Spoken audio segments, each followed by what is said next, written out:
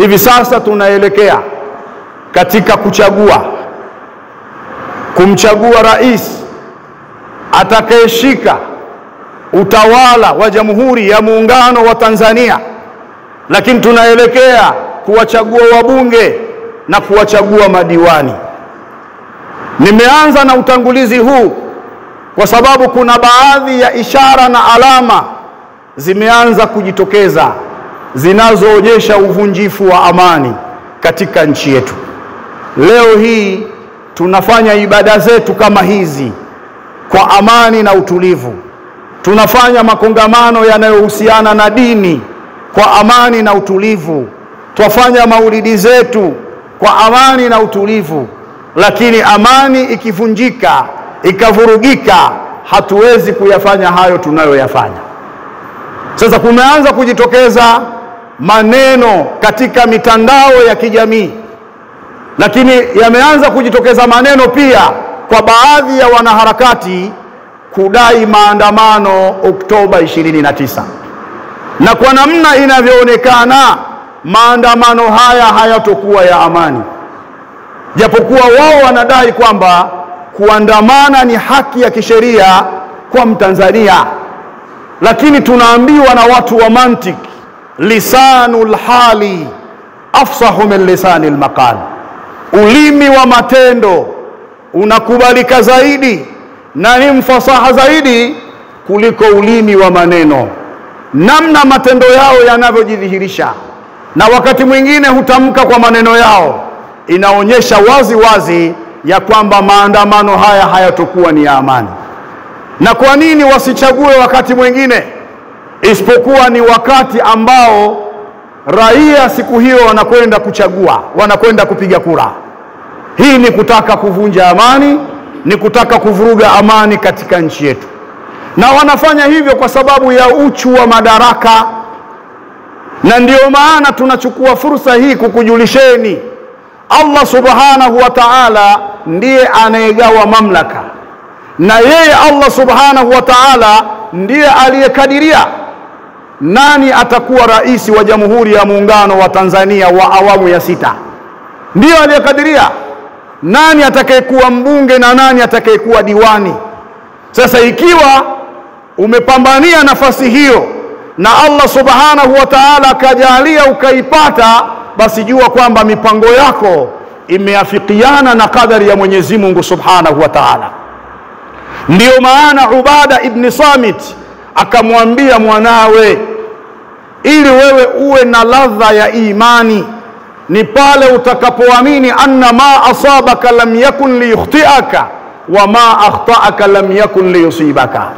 Ni pale utakapoamini lile lililokupata halikuwa ni lenye kukukosa, na lile lililokukosa halikuwa ni lenye kukupata.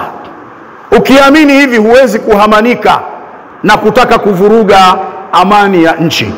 Ndugu zangu katika imani, kalamu ya Mwenyezi Mungu subhanahu wa ta'ala iliandika mambo yote yatakayotendeka katika dunia hii, na kalamu ile iliandika kwa ilmu ya Mwenyezi Mungu subhanahu wa ta'ala, kwa sababu Mwenyezi Mungu anayajua yale ambayo hayajatendeka lakini yatakuja kutendeka. Kwa kila kinachojiri katika ulimwengu huu ni katika makadiri Allah, ni katika kadari zake Mwenyezi Mungu subhanahu wa ta'ala. Mwenyezi Mungu subhanahu wa ta'ala qaddara al-maqadira qabla an yakhluqa as-samawati wal-ardi wa qabla an yakhluqa kulla shay'in. Alikadiria mambo kabla ya kuumba mbingu na ardhi na kabla ya kuumba kila kitu. Yeye ndiye aliyekadiria atakayekuwa rais wa Jamhuri ya Muungano wa Tanzania wa kwanza katika nchi hii ni Mwalimu Nyerere. Allah ndiye aliyekadiria.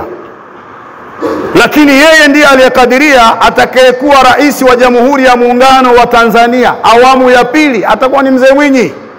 Na ndivyo alivyokadiria rais wa Jamhuri ya Muungano wa Tanzania wa 3 atakuwa ni Mzee Mkapa. Na akakadiria rais wa awamu ya 4 ni Kikwete, na rais wa awamu ya 5 ni John Pombe Magufuli. Lakini Allah aliandika kabla an yakhluqa as-samawati wal ardi wa kabla an yakhluqa kulla shay'in, kabla ya kuumba mbingu na ardhi na kabla ya kuumba kila kitu, kwamba Rais John Pombe Magufuli atatawala kwa muda wa miaka 6 na atakufa, na kwa sababu Allah ndiye aliyeandika makamu wa rais wa wakati huo atakuwa ni Mheshimiwa Rais Samia Suluhu Hassan, yeye ndiye atakayeshika urais kwa muda wa miaka 4.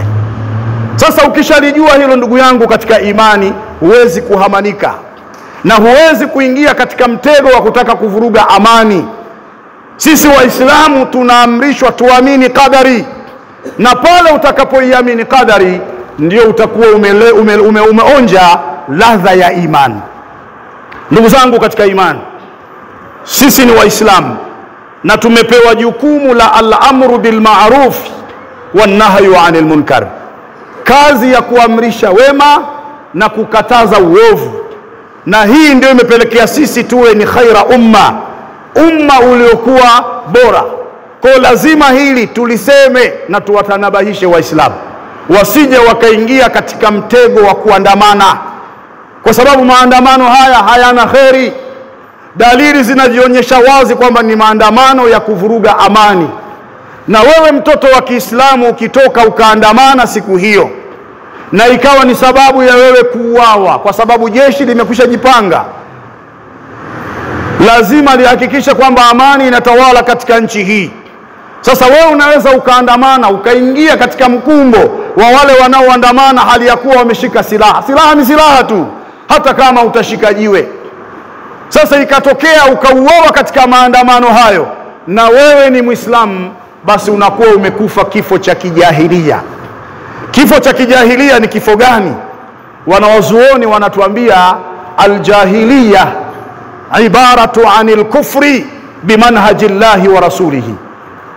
Ujahilia ni ibara inayotokana na ukafiri kwa mwenendo wa Qur'ani na Sunna, namna ilivyoeleza Qur'ani na Sunna. Yani mtu anapokufa kifo cha kijahilia ni kana kwamba amekufa akiwa kafiri. Kwa hiyo tunachukua fursa hii kuwatanabaisha Waislamu wasijitokeze siku hiyo kwa ajili ya kuandamana, na kama watatoka basi watoke kwa lengo la kwenda kuchagua. Tumuombe Mwenyezi Mungu Subhanahu wa Ta'ala atuwafikie juu ya haya, innahu waliyu tawfiq.